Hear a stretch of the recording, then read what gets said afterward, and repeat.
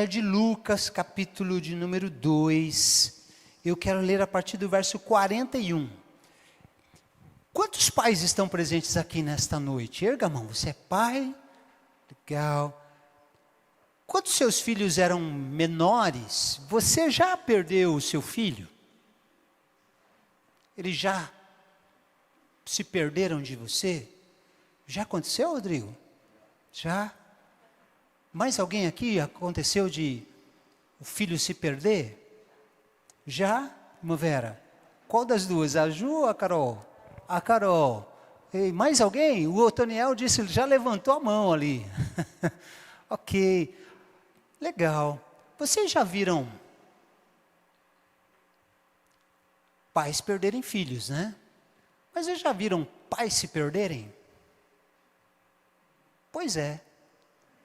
Lucas capítulo 2, 41 e 46. Há pais que se perderam do filho aqui. Os pais de Jesus iam todos os anos a Jerusalém para a festa da Páscoa. E quando Jesus completou 12 anos de idade, subiram à festa conforme o costume.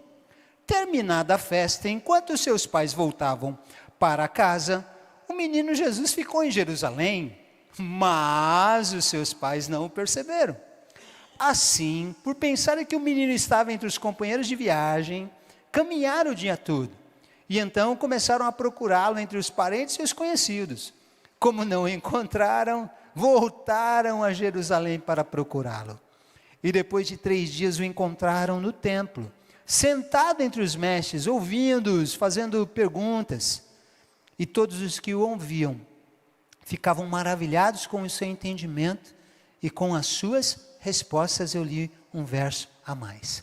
Gente, esse trecho bíblico, que é o único que a gente tem, que fala sobre a infância de Jesus, fala que quando ele tinha mais ou menos 12 anos, esse texto bíblico não mostra um filho que se perdeu dos pais. Esse texto bíblico mostra pais que perderam seu filho. De verdade, quando eu chegar lá na cantina do céu, eu vou conversar com o José e com a Maria, porque eles se perderam do filho. Eles estão indo, você sabe, naquele tempo, as festas judaicas, elas atraem muitas pessoas, são muitas peregrinações, as pessoas fazem muitas caminhadas, vêm de todos os lugares para Jerusalém. A festa da Páscoa é a festa mais importante. Vai gente de tudo que é lugar e eles fazem muitas travessias. Eu vou dar um exemplo, não é o melhor, mas é o que a gente viu, por exemplo, no feriado de dia 2 de outubro. As pessoas vão, aglomeram e vão andando, e naquele tempo aconteceu isso. E o José e a Maria estão ali, estão caminhando com a multidão, eles estão voltando de Jerusalém, muito provavelmente eles estão distraídos com a beleza da cerimônia que aconteceu, eles estão impressionados com o templo de Jerusalém, eles devem ter tirado uma selfie do templo, eles estão conversando com os outros peregrinos que vieram para a festa, e eles se distraem.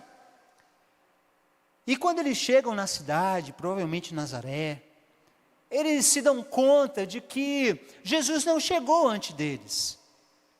E que Jesus não chegou depois. Eles vão na casa dos parentes e Jesus não está lá.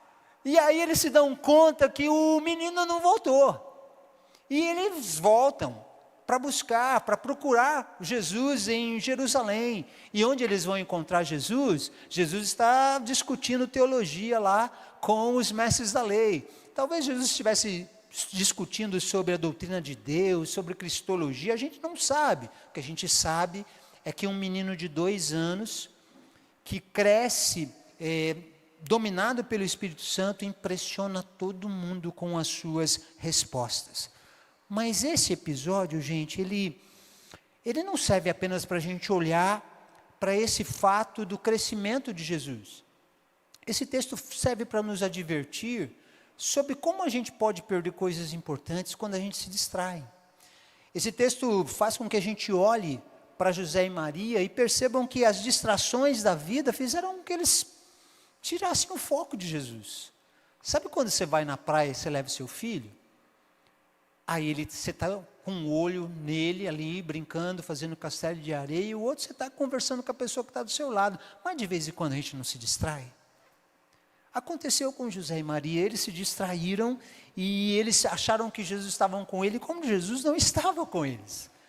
E nós precisamos pensar nesse texto sobre distrações, sobre aquilo que nos distrai, que pode nos fazer perder Jesus de vista. Literalmente, José e Maria perderam Jesus de vista. E nós hoje também podemos nos distrair com algumas coisas que podem nos fazer perder Jesus de vista. Eu quero compartilhar rapidinho 3 distrações que são muito comuns e que nos fazem, infelizmente, perder Jesus de vista. Primeira distração são as tentações. Quem é que está ali? É o Guilherme e a Luana? É isso? Oi, boa noite. Vocês estão bem? Guilherme, por favor, 1 Coríntios capítulo 10, verso 11 e 12, é um texto conhecido.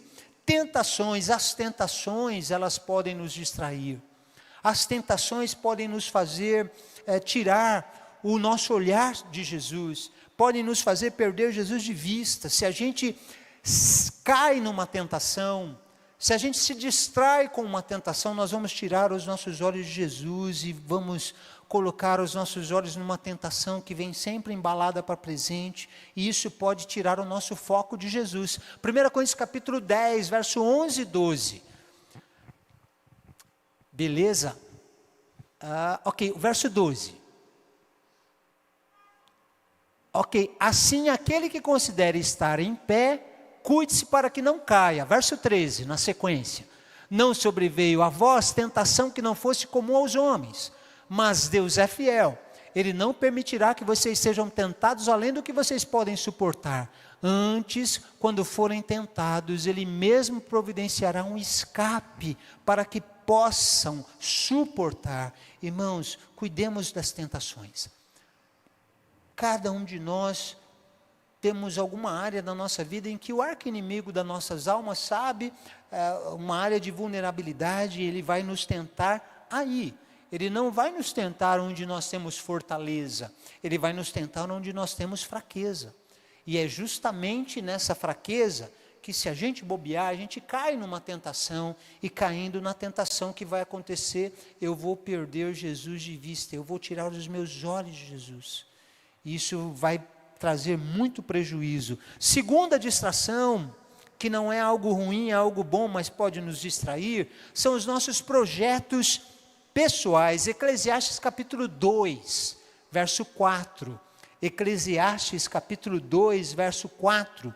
Nossos projetos pessoais, coisas boas, como a nossa carreira profissional, como a nossa carreira na academia, nossa carreira acadêmica, como conquistar vitórias, conquistar projeção, essas coisas não são ruins.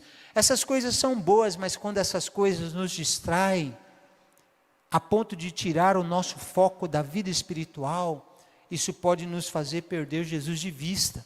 Realizei grandes projetos, construí casa, plantei vinhas para mim. Salomão dando um testemunho sobre a vida dele, sobre os projetos da vida dele. E aí tem uma lista de projetos depois, a partir do versículo 5, e o coração de Salomão, ele vai se perdendo, distraído com esses projetos. Às vezes nós temos os nossos projetos também. E é bem importante a gente sempre perguntar se os projetos que nós temos são os projetos que Deus tem para nós. Porque se os projetos que nós temos não são os projetos que Deus tem para nós, a gente pode se distrair e a gente pode tirar os olhos de Jesus, a gente pode perder Jesus de vista. Terceira e última distração, nossa vaidade pessoal. Capítulo 2 de Eclesiastes, onde você está, verso 10 e 11. Nossa vaidade. Não neguei aos meus olhos nada que eles desejaram. Não me recusei a dar prazer algum ao meu coração, dizia o Salomão. De fato, o meu coração se alegrou em todo o meu trabalho, e essa foi a recompensa de todo o meu esforço. Verso 11. Entretanto, quando eu avaliei tudo o que as minhas mãos haviam feito, e o trabalho que eu tanto me esforçara para realizar, eu vi que tudo era inútil. É correr atrás do vento. Não há nenhum proveito no que se faz debaixo do sol. Gente, cuidado com uma preocupação muito excessiva com questões que diz respeito à nossa vaidade pessoal. Sabe quanto nós vendemos, irmãos? Isso é para a gente glorificar de pé. Porque é surpreendente, eu não sei explicar. Nós vendemos de terça-feira até domingo à noite mais de 10 mil reais nos livros. Eu não sei explicar isso. 10 mil reais. Mas isso não pode nos picar com o bichinho da vaidade. Nós, pastores, quem escreveu, nós continuamos sendo as mesmas pessoas. Nossa igreja continua sendo a mesma igreja. E eu gostei muito de um pedido de oração que alguém fez, não lembro quem foi, no domingo. Bruno, no culto. Que a nossa igreja continue crescendo, mas que ela nunca perca a nossa essência de cuidar um dos outros. A gente não pode mudar isso, né? Foi a Fernanda, a gente não pode mudar isso. A gente não pode mudar isso. Vaidade, gente. Cuidado com isso. Cuidado com uma preocupação muito grande com a aparência pessoal. Isso nos distrai. Ficar cuidando do meu Instagram, dos likes, isso me distrai. Ficar pensando quantas pessoas vão se tornar membros da igreja, isso é distração de vaidade. Tem coisa muito mais importante que isso. E a gente, se distrair com essas coisas periféricas, tiramos o olhar de Jesus. Não vamos fazer as coisas que Jesus quer que a gente faça, nem como igreja, nem como crentes. Continuemos a mesma igreja, irmãos. Continuemos a mesma igreja, porque nós não somos celebridades, nós não queremos ser, e nós não seremos. É tudo por Jesus, é tudo sobre Jesus, não é nada sobre a gente. Se a gente tirar os olhos e se tornar orgulhosos, a gente vai perder Jesus de vista. Então, tudo que está acontecendo é para a glória de Deus. A gente se alegra, a gente vibra, mas isso não pode despertar vaidade e orgulho na gente. É Deus que está fazendo, e é para a glória deles. Amém? Como é que eu termino isso? Eu termino fazendo só uma pergunta. A gente está distraído? Hoje, tem uma tentação que está nos distraindo, tem um projeto pessoal nosso que está nos distraindo, tem uma vaidade que está crescendo no nosso coração, está nos distraindo. Não podemos perder Jesus de vista. Vamos orar? O Bruno vai cantar uma canção ou ele vai primeiro ler os textos do chat? Você que escolhe. Então, ok, o pessoal da equipe de louvor vai estar se preparando, o Bruno vai ler aqui, você vai escolher um pedido para você orar, e depois o Bruno ora, encerrando essa parte, e aí a gente agradece a Deus com a última canção. Mão Vera, tem um chazinho lá, Vera? Obrigado a quem tem nos abençoado aí, viu? Amém. Temos algum